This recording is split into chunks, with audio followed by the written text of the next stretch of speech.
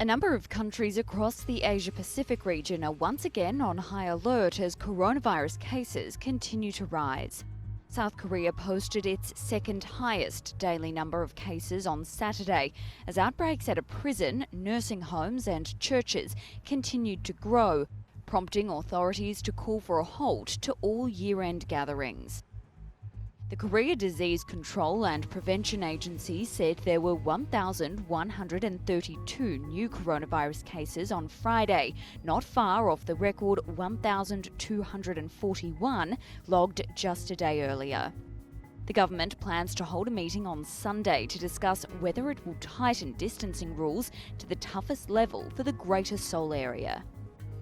Coronavirus infections in Tokyo also hit a record daily high of 949 cases on Saturday as Japan heads into the New Year holiday.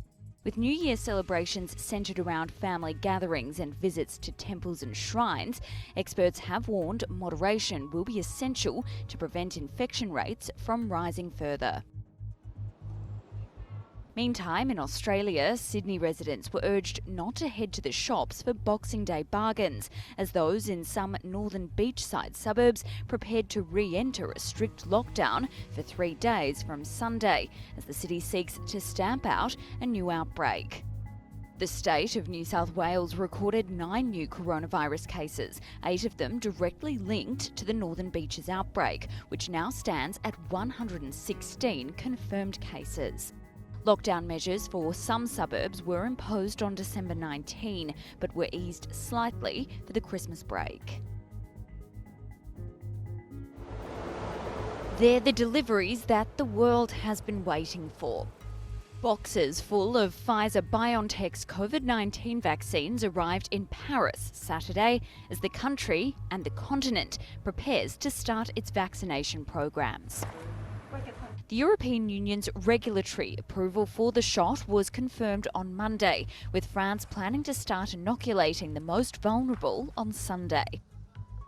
Greece will also start vaccinations on Sunday, with nearly 10,000 doses arriving in Athens in a temperature-controlled truck.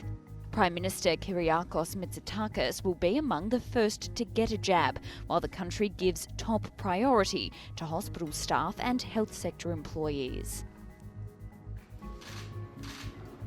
Meantime, Hungary got a head start on the rest of the bloc as it started vaccinating healthcare workers in Budapest on Saturday. State news agency MTI reported that Hungary received its first shipment Saturday morning that will be enough to inoculate 4,875 people. Virus hotspots Italy and Spain also received shipments Saturday, as did Germany, with Health Minister Jens Spahn praising the rollout. There really is a happy Christmas message. At this moment, lorries with the first vaccines are on the road all over Europe, all over Germany, in all federal states. Further deliveries will follow the day after tomorrow. This vaccine is the crucial key for defeating the pandemic. It's the key for us getting back our lives. The UK became the first country in the world to roll out the vaccine earlier this month. Es una sola inyección, no causa dolor. Several countries across Latin America began receiving vaccine deliveries this holiday week, bringing some the gift of hope for brighter days ahead. Mexico inoculated its first person against COVID-19 amid a pandemic that has killed 120,000 people in the country and battered the economy, celebrating a Christmas rollout. The Pfizer vaccine was given to 59-year-old nurse Maria Irene Ramirez, head nurse at the intensive care unit of Mexico City's Rubén Leñero Hospital. Es el mejor regalo que pude haber recibido en el 2020. It's the best gift in 2020 I could have got, and this means that I can go on now with more security to move ahead in this war against an invisible enemy. Enemigo invisible. Pfizer's is the first COVID-19 vaccine to reach Mexico, which has also signed deals for vaccines from other firms. Wednesday's shipment contained only 3,000 doses of the vaccine. Chile received the first 10,000 doses of a 10 million order of the Pfizer vaccine on Thursday, with inoculations of health workers beginning immediately, while in Argentina, some 300,000 doses of Russia's Sputnik 5 vaccine arrived from Moscow. No COVID-19 vaccine has been approved yet for use in Brazil, Latin America's most populous country, but Brazil has received 5.5 million doses of a Chinese vaccine developed by Sinovac Biotech as part of several trials underway. Brazil's right-wing president, Jair Bolsonaro, however, has pledged not to take any coronavirus vaccine, even if it's approved by Brazil's health authorities. In his Christmas message on Friday, Pope Francis urged leaders not to allow market forces and patent laws to take priority over making COVID-19 vaccines available to all. I beg everyone, heads of state, companies, and international organizations, to promote cooperation and not competition, to find a solution for everyone. Vaccines for all, especially the most vulnerable and needy in all areas of the planet. The most vulnerable and needy must be first. In a sign of the times, Francis delivered the message virtually from inside the Vatican, instead of from the central balcony of St. Peter's Basilica before tens of thousands of people. The pandemic and its social and economic effects dominated the Pope's message, which he delivered before about 50 Vatican staff wearing masks.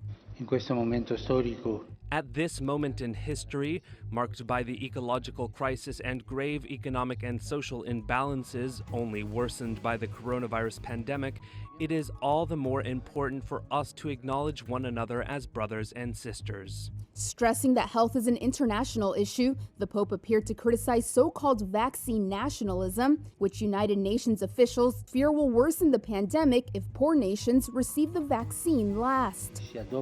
He also appeared to criticize those who have refused to wear masks because it violates their freedom, an attitude that has become widespread in nations such as the United States. Oh my gosh. Authorities on Friday said investigators have uncovered what could be possible human remains after a vehicle explosion rocked Nashville, Tennessee on Christmas morning in what police say may have been a, quote, intentional act. Nashville Police Chief John Drake. We have found tissue that we believe could be remains. Police had earlier said it was uncertain whether anyone was inside the recreational vehicle when it exploded. The parked motorhome exploded in downtown Nashville early Friday morning, minutes after a recorded announcement emanating from the vehicle warned of a bomb. The recorded voice warning, shared widely on social media, said, quote, "This area must be evacuated now. If you can hear this message, evacuate now." Buildings were destroyed and at least 3 people were injured in the explosion. Police reported seeing the vehicle and hearing the warning when they responded to an emergency call of shots fired in the downtown tourist area. Officers quickly went door to door in nearby buildings to hustle people to safety and called in the bomb squad, which was on its way to the scene when the vehicle blew up. Andrew McCabe, a former deputy FBI director, told CNN an explosion of this size would likely be investigated as a possible act of terrorism, whether domestic or foreign. China launched an investigation into the country's biggest tech company, Alibaba, on Thursday for suspected monopolistic behavior.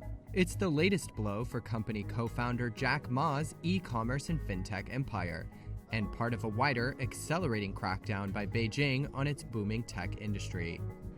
According to officials, China's financial regulators will meet with both Alibaba and its affiliate Ant Group in the coming days to discuss an alleged practice that in China is called choosing one from two.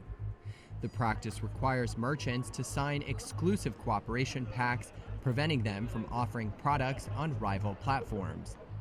The People's Bank of China on Thursday said that the meeting is to, quote, guide Ant Group to implement financial supervision, fair competition, and protect the legitimate rights and interests of consumers. Ant said it had received a notice from regulators and would comply with all regulatory requirements. Alibaba said it would cooperate with the investigation and that its operations remained normal. In a strongly worded editorial, the ruling Communist Party's People's Daily said that if, quote, monopoly is tolerated and companies are allowed to expand in a disorderly and barbarian manner, the industry won't develop in a healthy way. Last month, Chinese regulators suspended Ant's planned $37 billion initial public offering at the last minute. The IPO had been on track to be the world's largest. China's internet sector has benefited from the government's support for innovation, but state regulators have said that the industry must abide by rules and laws. He may only be 7 years old, but Graham Shemmer's dreams are sky high. In future, I want to be a pilot and an astronaut. I was interested in astronomy because I wanted to go to Mars and the moon. Inspired by his idol SpaceX founder Elon Musk, Graham has already flown as a trainee 3 times on a Cessna 172 aircraft, leading to him becoming a sensation in Uganda, where he's been invited to meetings by the Transport Minister and the German ambassador. Punching up is like this. It's like this. Shemmer's curiosity for flight came after a freak accident. When he was 3 years old, a police helicopter flew so low to the ground that it blew off the roof of his grandmother's house on the outskirts of Kampala while he was playing outside. His mother says from that day forward, he's been interested in aviation, and last year he began lessons at home on aircraft parts and aviation vocabulary. After 5 months of coursework, he started practical lessons. Flight instructor Simon Bruno says his passion for flight will inspire others. Captain Shema, I see him as one of the exceptional pilots who is going to inspire the whole world, who is going to inspire the coming generation, the kids, and is going to inspire and challenge the status quo, the adults. So Captain Shema is passionate about flying, he likes about flying.